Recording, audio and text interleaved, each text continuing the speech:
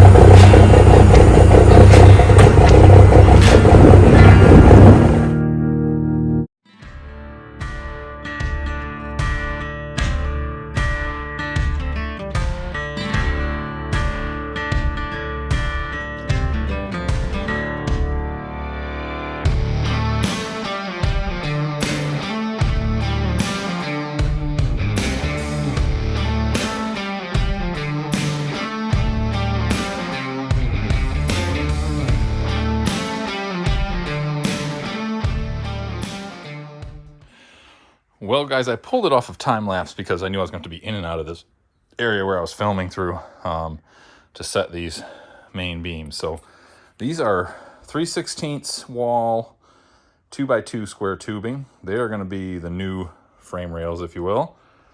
And you can see, obviously, you watched on the time lapse, watch me finish the frame box there in the middle. So that boxes everything back, if you will, around the dual rear wheels on the International Lodestar. And now we're going to put in these 2x2 frames to basically act as what's going to rest on the frame rails of the truck. And then, yes, I will be adding at that cross member and this cross member right up here. I will be, and then one more in the front. The one in the front actually already is kind of supported, but regardless, I'm going to be adding 2x2 extensions, because right now, once I let the weight down, all of the load is bearing on just the welds between those cross members and the original frame rails, and there's not much there. So I'm going to extend those chunks of 2x2 out so they're actually underneath the old frame, so that the load is bared all the way back from old frame to new frame.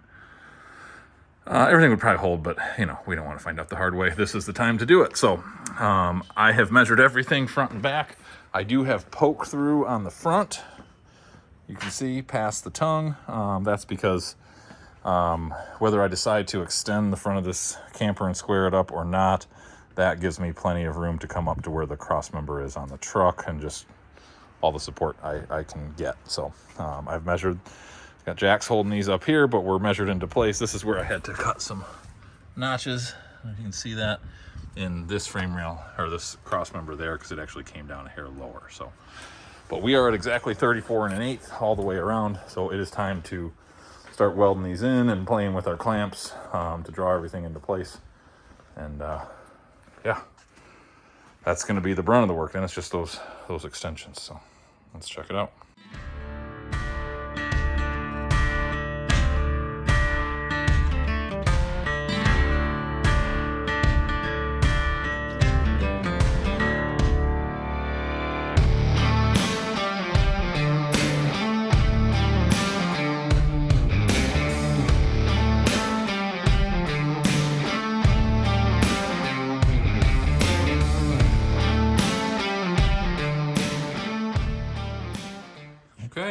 saw them.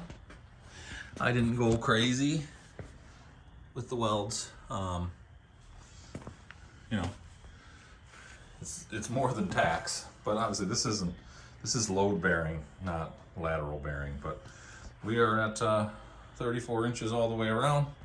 We're welded to all the cross members, including the front. Trailer was definitely tweaked, but that's to be expected, to be honest. And being that this is what it is, we have so much flex in this system.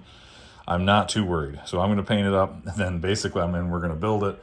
And when we U-bolt those to the frame of the truck, I mean, it's going to pull it. You know what I'm saying? So, and I have to do some figuring now too. I don't think it's going to work, but boy, it'd be awesome if I could put my black tank right here. Just thinking out loud, but I don't have quite enough height. I don't think. And I need that toilet flange to be right there. So we might have to do some thinking on that. But anyway, get you back a little bit so you can see a little better. But yeah, all right. I mean, we could set this on a truck right now if we wanted to. So next step is to do those frame extensions. I only have to do it honestly on 2 cross members, that one right there and the rear one. So I got a lot more steel than I really truly need, but that's okay. We got to get our bumper welded on. That's an easy one, and some mud flat brackets and stuff like that. But otherwise, then it's time to get some paint onto this, or at least some primer. I'll probably end up painting it too, especially for the areas that are going to be covered by the floor. But at the end of the day, we will shoot some paint onto this once it's on the truck too, so that we can get paint on the underside of all the plywood and all that good stuff. So bring it back here in a bit, but we'll continue the fabricating. Well, and it's another day for me. Still the same video for you, but another day for me of picking away at this thing. I really want to get this thing out of my barn. So we've got, you can see those cross braces that take my subframe out to the original frame. You've already seen all this. And then a new little acquisition. I scored some nice, I think they're either 4 or 5 step pull-out steps. They're off a 5th wheel. So they're going to be at least as tall as I need. They could even be a little tall, but I think they'll be about perfect. Height should be real similar. And so I've done it off camera, but I cut off some of the old supports, and I created some new ones. I've drilled the mounting holes already. You can see we got another one right there. These are 27-inch steps. The old ones were, I don't know, 22. So I've pushed it all the way out. I think we're going to be really close to perfectly centered on the door. It's the best I can do. I've gone as far as I can up here to the fender opening, and then I've mashed my 27-inch opening up to there. So I believe I'm around 2 inches past. If I could pull the level down here, we could probably make that determination. If I square up from our opening, this isn't square right now because it's sitting really funny, so it's really, really hard to tell, but man, we're going to be darn close, within an inch of being perfectly centered. I'll take it. They're wider than we need them to be, so that's okay. So anyway, that's done. I may do some more in time, some more bracing, so we're not just relying on lateral twisting motion onto this. I haven't quite decided. I mean, at the end of the day, it's pushing way in on all these new beams now, but I've got this frame extension down here. I might do a support to a back plate, but to be honest with you guys, we're going to wait until that's mounted. I'm going to get this all painted now, primed and painted, and we'll worry about doing that bracing once this thing is on the truck. And we'll see how it feels and see what it's looking like and what I think we need to do. But regardless, we're there. We're in there. The other thing this does is lets me cut out this slightly rotted. This is still a little rot right here. Lets me leave this joist, cut out this little bit of rot right here. The rest of this I'll call it a rim joist. The rest of this rim joist is resting on, it's supported here and it's supported again up front. And when I make that cut there, I can support it on this new, because this isn't just a step mount, this is also a frame extension. So I can get rid of that now, which is awesome. Re-support everything there the way I want. This was the only chunk forward of this line that had a little bit of rot from being underneath the door. So I'm going to get all of this metalworking stuff cleaned up because I'm officially done with that, at least for the time being. And I'm going to do probably a little bit of needle scaling. There is some chunks where it could use it. But in general, we're going to put some rusty metal primer and then we're just going to rattle can it. In time, it may get more, but again, this camper is going to live in a barn. It's never going to see rain, let alone salt. So I'm not too worried about corrosion on this thing. But regardless, we'll put a couple nice coats of paint on it, get it cleaned up, and let it dry overnight. And then tomorrow commences new, we're going to build up this floor and insulate it and stud these walls in and have this thing be whole again. Okay, well, I stayed out here late last night and got everything in primer. I used what I've seen a few guys I know and channels I follow use this Rust-Oleum rusty metal primer. I thought I'd give it a try. This is a great opportunity. Because this was a weird one where it was a mix of virgin steel and rusted metal, and I usually use chassis saver, and that doesn't really work very well on fresh steel. So I thought I'd try the rusty metal primer. See how it does. Now, guys, I'm not going to paint this, put a top coat on it just yet. There are a few things I'm going to shoot some rattle can on, namely the tops of the mud flat brackets and the tops of those brackets that I welded on for the new steps, because those are gonna protrude. I'm gonna see them just a little bit. But everything else I'm just leaving as is for now.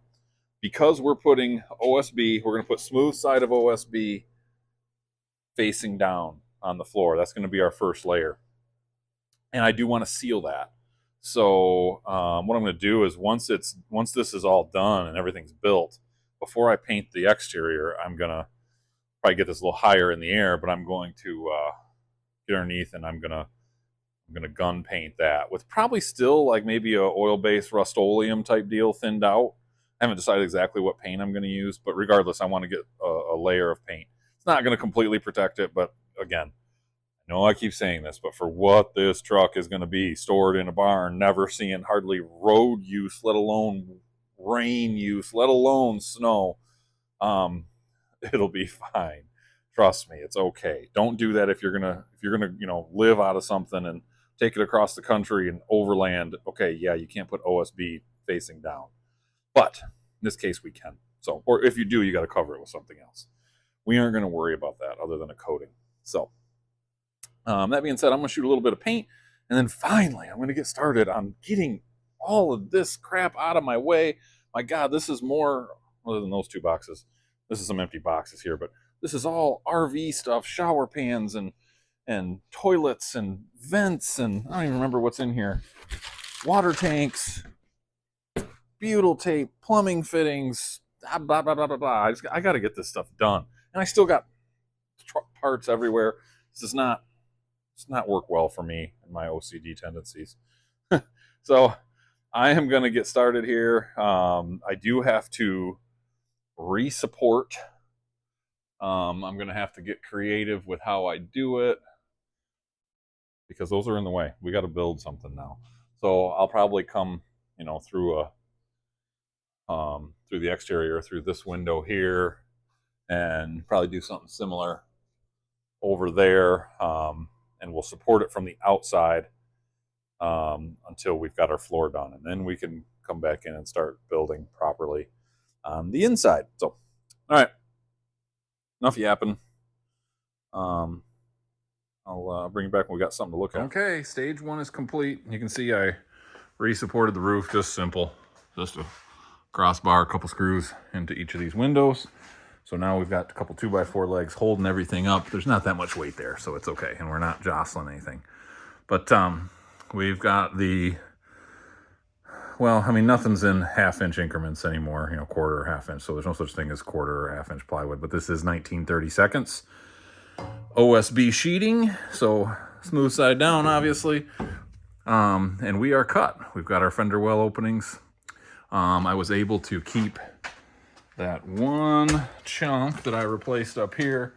I notched it out. I had plenty of plywood where I was able to notch that and keep it as a single piece. So now the next step is to do some floor framing. So we're gonna do 2x4s in some cases, probably mainly 2x4s, to be honest with you. I should have enough. I may do some, we'll do 2x2s along the edge. I haven't decided yet. We'll figure this out as we go. This isn't exactly built to code, you know what I'm saying? These are built a little different. So we're gonna make it work. We've got a whole bunch of lumber here. And so that's what we're gonna do now, is get our subfloor. I'm gonna call them the joists. So we've got a, whatever you want to call this, a barrier, a base layer. Now we're going to do our joists, even though they're not really joists because they're supported by steel underneath on the frame. Okay. Our joists, framing, whatever you want to call it. I love working with 2x2s, let me just tell you. But yeah, we got everything boxed. Ran nailers up there where I don't really need them, but that will allow us to have something. And actually I just realized I need to do, depending on how I cut this, I need to do one more block maybe right there. But anyway, we've got everything boxed out. So now it is time for the plywood, and that plywood is going to cover our fender wells. We're going right over that. So a lot easier cuts, and I think I'm going to run a straight cut across here. That's why I'm going to do that nailer. That way I can just do a small piece seamed in there. Yeah, so 93 inches wide by however long we need, basically. 2.5 sheets is all this will be. All right. Nothing too exciting, but the floor is insulated. Now we're going to plywood it, build some walls. Hey guys, it's the next day from when I was doing that work, and I'm a little less sore after sleeping, but I am sore and tired because this has been a lot of work. I'm gonna spin you around. Don't even look. The barn is a freaking disaster. I can't stand it, but I'm also just gonna keep getting it dirty. So I might tidy up a little bit, but I can't just clean it because it's gonna be covered in sawdust again. But let me show you what I've done. We went deeper. We had to go deeper, of course. So yeah, this is a mess. And if you look, there we got some fresh sawdust. We have some old dark brown rotten stuff too. The floor's done. The levels don't work out, so we're leveled up with the old floor, but we're actually gonna have to do another layer of Luan that I'm gonna screw and glue. That's gonna come after. That's obviously going inside of the wall of the studs. I've got like a sheet and a half left, so we'll have to do that, but that's later. These backboards were in worse shape than I had hoped, and there is just no way to make it right. You know, I've studded everything back in here. We've scissored, we've braced, we've shimmed, we've done all sorts of stuff, but yeah, these back walls, I didn't want to have to do them because they're compound curves. But you can see I've got this passenger side largely done. I've got to do some more. What I did was I tried to make it so that the brunt of it was a single piece of 2x6. So I cut a curve, I traced it and cut a curve down at the bottom, and I traced it and cut a curve up here. I've got everything shimmed in and blocked. I've got to go back in yet now, and I've got to cut some notches. You can still kind of see the crease right there. So there was a board, a support board right here. So I've got to cut a notch in for a 2x2 there. And then there was another one that ran right here at the seam. So I'll cut another notch there. But first, I have to finish doing some blocking. I want to do some more of a support block here to firm up that joint. And then I've got to do some blocks coming out. Wish this ladder wasn't in the way. I got it out thinking I was going to do something else. Well, I'll show you. I'll leave it out. What I'm going to do here is do just like they built it, a series of blocks that builds out this curve. I can make the curve be whatever I want. You know, I could cut this, but that will somewhat change the look. I do really like that look, so I want to keep it, but it also is going to change the geometry of that rear window and a lot of different things. So I am going to block that back out. I want to get this side done. I've already actually pre-cut. I use these boards as a tracer, and I've pre-cut the basics of the driver's side, but I will I'll do that a little further.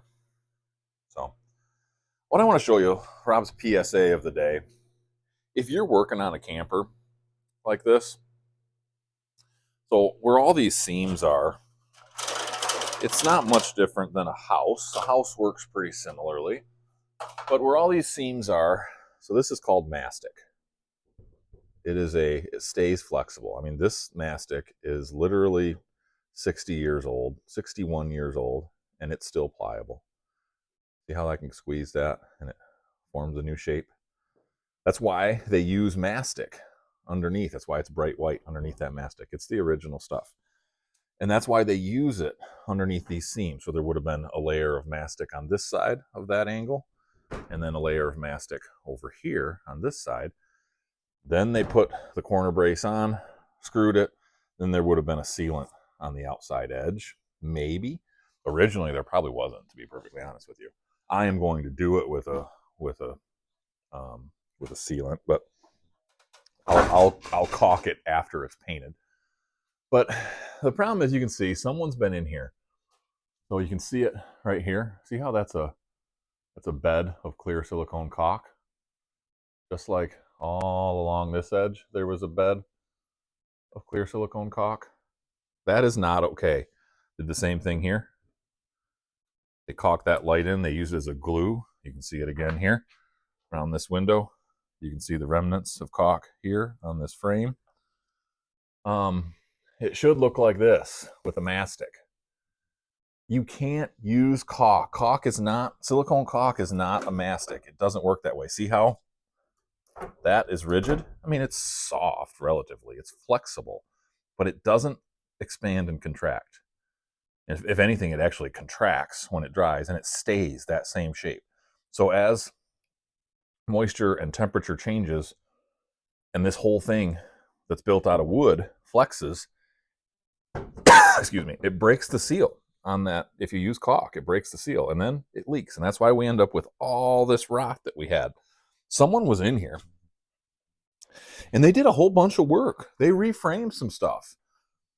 What the mistake they made, though, was they used caulk, and that then made it worse. So anyway, just a PSA there. Don't use caulk as a mastic. You have to use mastic. Somewhere buried in these boxes from Rec Pro is I don't know, about 150 feet of 1-inch wide mastic that we are going to use for sealing in all of our windows and all of our trim. And like I say, then we will, after paint, we'll go through and we'll also silicone caulk those edges for an extra layer of insurance. But caulk works great as a joint. It doesn't work as a mastic. So anyway, I'm going to try to maybe do some tidying. But like I say, I've still got to rip out this.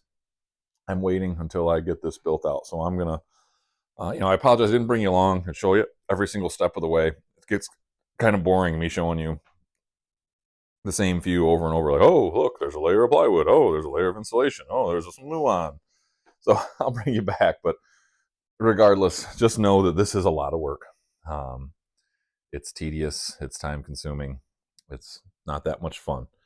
I'll be glad to have it done, and we're ready to insulate and do the fun stuff.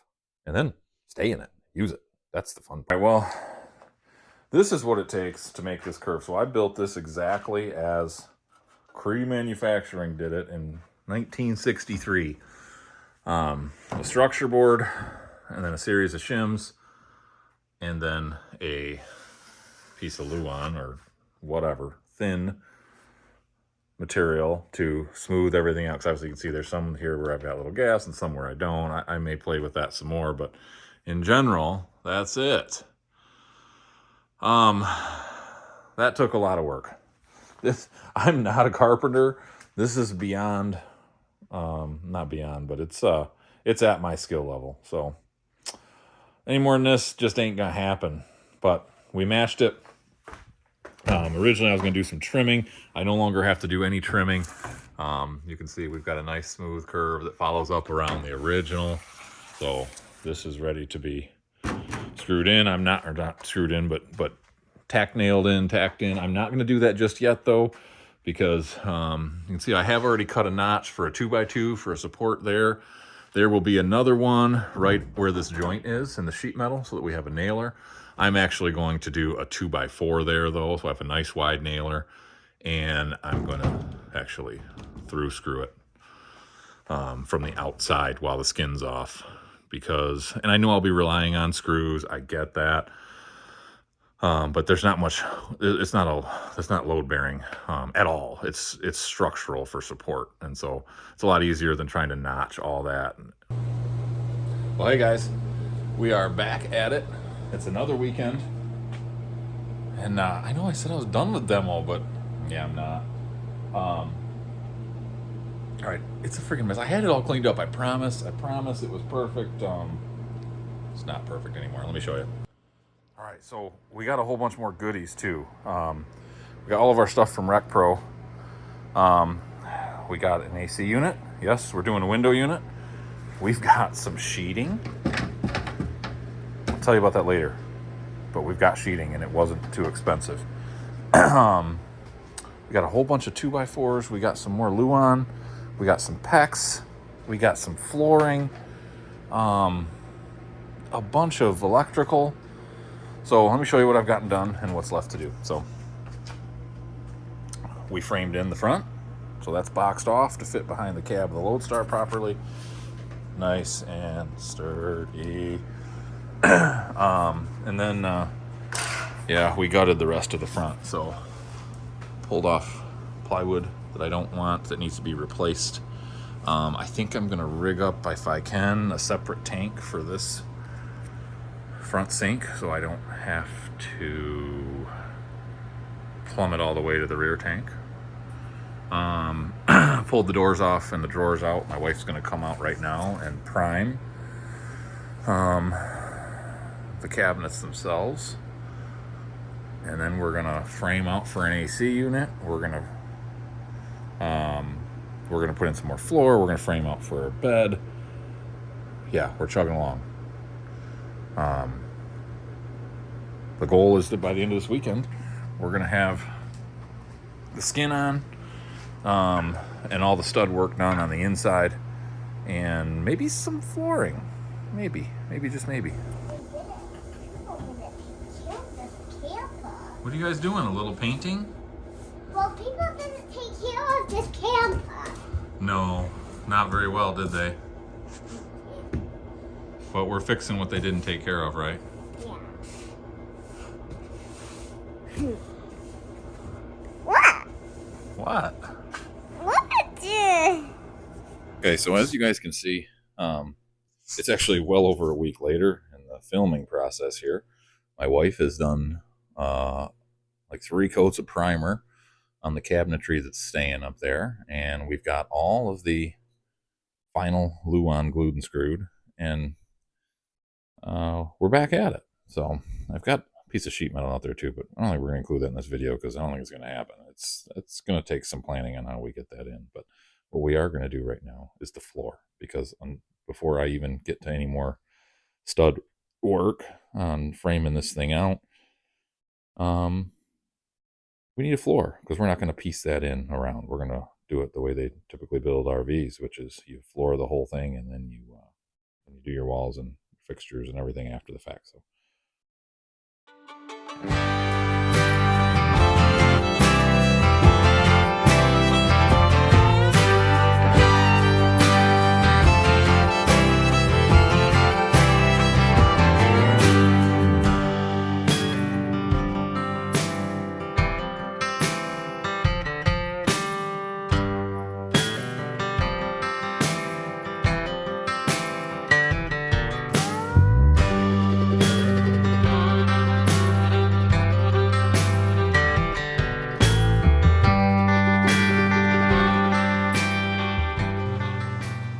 Okay, well, the floor actually came out really, really good. I mean, guys, it's stick-on tile. You know, there are, and cheap stick-on tile at that. This is Menard's finest. But you know, I need to go around in my sock feet and push down edges, and we'll leave the furnace on and let it, you know, keep acclimating. But overall, it came out really good. We set a string line along this edge. You know, I'm a landscaper, so I lay brick for a living. So, you know, I know how to get things square, and it came out perfect. No, we're not walking off. We're not doing anything weird. So, you know, start with a good string along an edge you need to be true. Lay on a 45, and you'll be fine. So. This stuff is super easy to work with, super easy to cut, but the only spot we didn't do is our corner back there where I have to build up for the shower pan. And obviously there's no reason to put floor underneath that. But I did want it under where all the utilities are going and the tanks, you know, and the hot water heater, and under the bed. I want it there, and even here there's going to be a little cabinet. You know, we want it some of those other places. So we did not do it inside here, in the inside where you can see where the old floor actually was. I may grab, I don't know, 3 or 4 more sheets. Maybe we will do that in time. We literally used every sheet we had. We knew it was going to be close. And I was like, well, I don't want to buy a whole nother box, blah, blah, blah. You can buy it individually. So probably will go back and grab, you know, a few more just to have some for right there, and also for just a handful of extras that we can keep in the house or whatever. So don't look too close, you know, you'll get a headache. But we think, you know, maybe this is giving you a cue as to our design style and where we're going with it. But I want to do something besides, you know, what every floor in the world now is, which is vinyl wood look. We're already going to have, you know, paneling on the sides. We're going to have wood look paneling for the ceiling. We didn't want all wood. We needed something different. So this is a great way to, you know, kind of a period correct kind of look, and something to contrast with all that wood or wood look. So, all right, I'm on to doing some studding, only because I'm just not ready to tackle the sheeting just yet. So while we're in here and we're warm and the wood's taking up space, I'm going to get some of that work done, so that we burn up some materials and we get some stuff out of the way. And I think next weekend I'll come up with the way that we're going to lift this sheeting into place, and my wife can help me with that, and we'll get that installed then. All right, guys. Well, have I got some stuff to show you. This was a productive day. So you saw the floor. Man, we've got an actual real camper coming together. So first things first, we've got a stud wall, which is really fun to cut or curve. But anyway, we got it. There still will be a little bit of framing at the back because I want a vertical wall in that shower, I think. I don't know. Well, yes, I do, because that's going to be the chase. The shower head and the valves are going to be there, shower head up here. And so we've got almost a foot at its deepest and down to about 4 or 5 inches at its shallowest, top and bottom, out to where this window frame is. And so, yes, we've got chase. We've got this all is 100% blocked in, supported. There's 2x4 support underneath that plywood. That's where we'll drill for our toilet. And then here is the drain, but we're supported here. Got to add a couple shims because that is running at an angle for a drain. Actually, no, it's not. The foam is already cut at an angle or whatever you want to call it. So regardless, we got a bed frame, plenty strong, not going anywhere. We got boxed in, some extra support, so we're not just one big open square. We got one down the middle here. We got 2x2 there, and lots of room for the tank. I don't know exactly where it's going to sit. We'll block that in and strap it in later. Room here for hot water heater pump. I got a diesel heater coming. I'm not sure if that's going to be under here or if we're going to work that in up there, but you know, probably more likely than not, it'll be right here because it's easy to vent. And lastly, we got an AC unit. I will build something probably out of some aluminum. I'm thinking, well, I mean, we can paint it so it can be steel too, but we'll have a little bit of a notch back support, some little gussets. I just got to get something that'll tie us in, like to this point here, where we know we've got some framing, so it's actually supporting to something besides tin. But regardless, boxed in for the AC unit. All I did was I needed some more structure here anyway. This is where we had some rot, and I did all this sistering here. By the time I pulled that into the new bed frame, which is studded down to the floor, and then we added this, I just blocked it out an extra 1.5 inches, just a thickness of 2x4. So we got a double thickness wall, and I mean, that's plenty to support this little AC unit as it is. But you know, we got to add that little bar has to go on the top here. Gives me something though, so it's blocked out all the way down to the floor.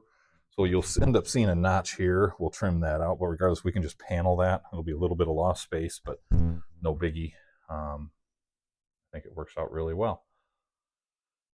It does stick out. I'll probably be over width. I mean, we're like 7'8" or 7'10" overall on this camper. You know, you can hit up to 8'6" at 102 inches. We'll probably be at about 102, but it'll be uneven on this side. You know, nobody's going to pull me over. I'm not worried about that. I guess if they do, I'll pull the damn, you know, the AC unit out. But I think what we'll be able to do is we'll be able to trim this out real nice, and you know, seal it up from the outside. We'll probably use some butyl tape. This will be a permanent installation, but it was cheap and inexpensive. Plenty of AC for this size camper, like more than enough, to be honest. Yeah. All right. So that's the majority of the framing, guys. Here we've got a couch, or a very small love seat, I should say, going in. I've got to reframe a little bit right here. Not much, to be honest with you. I got to do some replumbing. But overall, I'm happy now. I wanted to get this framing done and I did do a fair amount of through screwing from the outer studs through into this new framing, which really, I mean, this thing is, you don't get any more rigid. This thing ain't going anywhere. It's like a house, you know, it's like when you first build a house. Until you tie the walls together and set the trusses, it's not all that strong. A little light wind can knock it over. But now, I mean, we are tied in big time. So really pumped. And we're officially ready to skin this thing. Get that part done, get it painted, get it on a truck. The last of this stuff really needs to happen with it on the truck, because things like plumbing cutouts, insulation, wiring, all that I really need to do on the truck, because systems tie together. You know, there might be a few holes I have to cut in the skin. That's okay. You know, we can paint it all first and cut that stuff later. So voila, it's something. Hope you guys enjoyed this video. I'll bring you back on the next time around when we're skinning and painting and doing the roof. I got a bunch of stuff ordered for this project, so I've already got half of a solar kit. So I've got a charge controller and wires and stuff like that. But I ordered 3 solar panels. Those will go up on the roof, obviously, because we want this to be self-contained. All this other thing's got to go down here. Batteries. Maybe they might go up front, but probably here because I can access them. But we want this thing to be self-contained is what I'm saying. So 3 solar panels. I've got a little mini range that's going to go right here, so we can boil water and cook and make coffee and things like that. And what was the third thing? Oh, diesel heater. Again, I'm not exactly sure on my placement, but it'll be It'll be somewhere, rest assured. All right. Hope you guys enjoyed this next installment. We're making progress. We're moving on. And pretty soon it'll be more than just a box sitting in my barn. Thank God. I can't wait to have this thing out of here and mounted on the truck. And thanks for watching, y'all. Take care.